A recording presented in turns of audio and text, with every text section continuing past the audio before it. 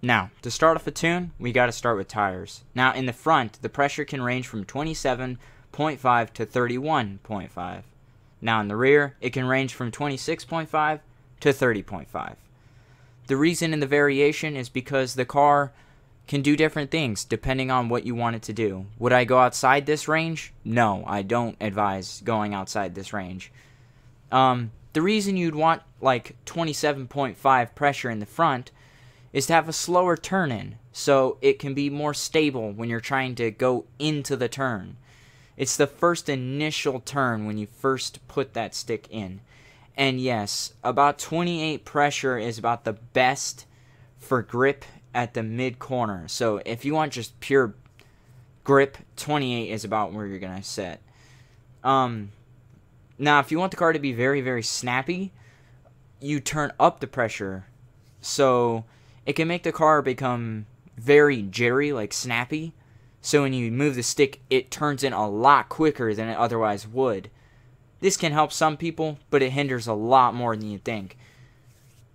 Now, having a higher pressure is good for some things, but it can also be very bad because it can make the car very snappy under acceleration and braking.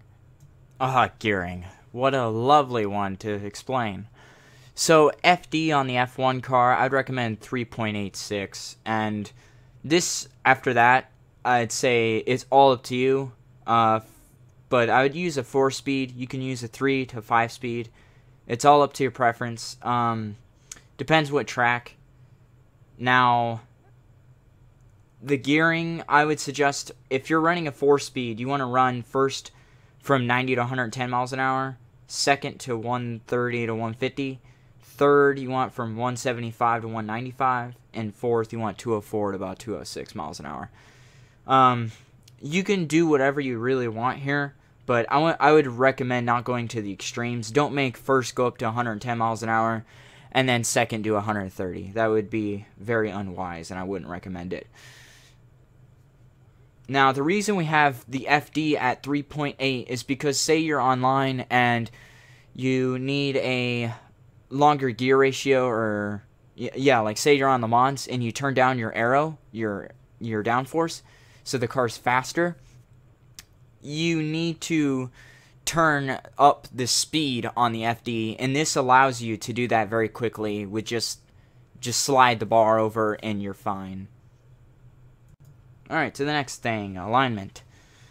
Now, the camber can range from 1.3 to 0.8 in the front, and 0.8 to 0.4 in the rear. Now, I have it set at -9 just to show that you can go outside these boundaries. It's fine, it's not a big deal. Camber it's important. The lower you run camber, the better your braking and acceleration is. So, meaning, camber is usually negative on these cars.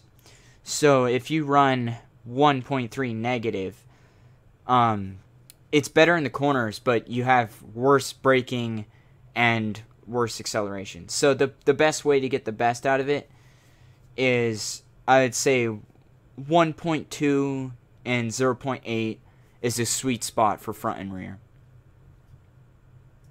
Now, any sway bars or any roll bars, you want to just max out because you don't want any lateral sway in the vehicle. And this is pretty much for every vehicle in Forza, so just max it out. Onto suspension. Well, suspension's kind of tricky for beginners to understand, but I'm going to try my best here. Now, the front can range from 150 to 300 pounds, and the rear can range from 250 to 550 pounds. I would recommend the setup you see on screen, about 150 to 300 on front and rear. And the ride height, obviously, minimum. The reason you'd want like a soft suspension is just for weight transfer from left, right, front, back. So when you're braking and accelerating, it helps to have a softer suspension because when you hit the gas, it will put the weight into the rear of the car easier. And if you hit the brake, it'll push the weight forward onto the front tires to get better braking. Also, there's a benefit in the corners too. So if you turn in, it happens a little bit slower and the weight transfers to the outside tires. this can be beneficial and it also can be hurtful. That's why I recommend 150 to 300. Rebound can range from about 2.0 to about 3.5 in the front and 2.0 to 6.5 in the rear. My recommendation for rebound is about 3.5 in the front and 6.5 in the rear, especially for beginners. Now, bump, it can range from about 7.5 to 9.5 in the front and 11.0 to 12.0 in the rear. Rebound means how quickly the tire comes out of the car back to the ground when it gets pushed in. And bump is how resistive it is to going into the car. So how much force it takes to push the tire into the car. Now, downforce can be very simple. For about 95% of the tracks, you just max it out. But like for Le Mans, for instance, you want to put it about halfway to absolutely none. So it definitely changes your gearing, so make sure you change your final drive to make up for that. No need to touch braking balance, so just move on to pressure. Now, braking pressure can range from 130 to 150. The higher the pressure, the more sensitive your brake becomes. Finally, the differential. You want to put the acceleration at about 65% and deceleration at about 0.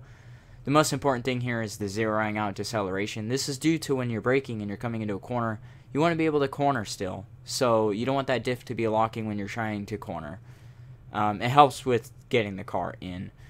The acceleration, it can range from 35 to 65%. I definitely recommend 65% because it has the grip in the corners and you can apply a little bit more power than you'd think.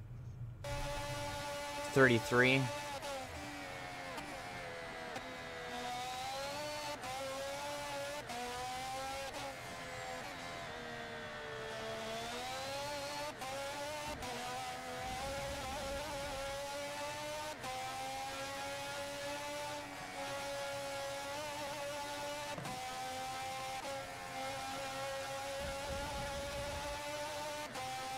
So you might be able to tell where I'm gaining speed over.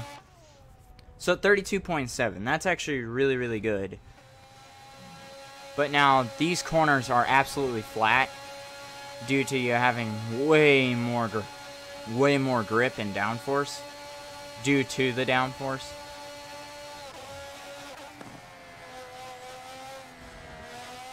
Now, I haven't driven this track in a while, so I'm a little rusty.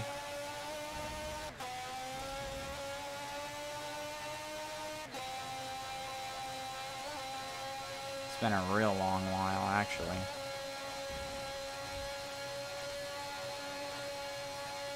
But you can definitely tell the car's not quite as fast in the straights, but it definitely has a huge improvement in tire performance and grip, turn-in, everything is higher. 30.9 is okay. If I did that online, I'd probably be sad with myself, considering I can get like a 30.3, but I haven't driven the track in a very long time. So that's the difference between having a proper tune for a track and having the base tune. Now, I bet most of you don't use the base tune, and you might just use an 8-speed, fully downforce car. That's fine, but you're still losing a lot of time, and especially with the suspension setups people are using. So the time differential between the two is actually greater than I thought. 32.717 and 30.9. I don't remember the exact time for the second one, but that's pretty big. 2 seconds? That's pretty big, especially if you're racing online. 2 seconds a lap is quite a lot. And, you know, that can help a lot of people. Well, I hope this video helped you at learning how to tune the vehicle, the F1 especially. And you can use this on most vehicles. Some, you know, have little quirks and things that you need to learn about. But other than that, you should probably be able to use this on most cars. I really appreciate you guys' support, and I'm glad I could help. At least try to. And as always, guys, thanks for watching.